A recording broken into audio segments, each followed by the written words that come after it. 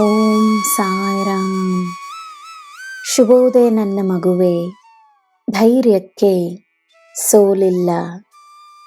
ಧೈರ್ಯವನ್ನು ತೋರಿಸುವ ವ್ಯಕ್ತಿ ಗೆಲ್ಲುತ್ತಾನೆ. ಒಂದೇ ವಿಷಯಕ್ಕೆ ಎರಡು ಅರ್ಥಗಳಿರಬಹುದು. ಸಕಾರಾತ್ಮಕತೆಯನ್ನು ನಿನ್ನ ಜೀವನದ ಆಧಾರವಾಗಿಸಿಕೋ. ನಕಾರಾತ್ಮಕತೆಯನ್ನು ನಿರಾಕರಿಸು. ಬೇರೆಯವರ ನಿರ್ಧಾರಗಳಿಂದ ನಿನಗೆ ಪರಿಣಾಮ ಸಿಗದು.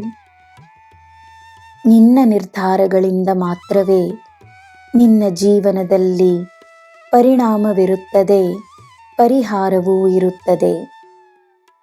ನಿನ್ನ ಕೈಯನ್ನು ನಾನು ಹಿಡಿದುಕೊಂಡಿರುವೆನು.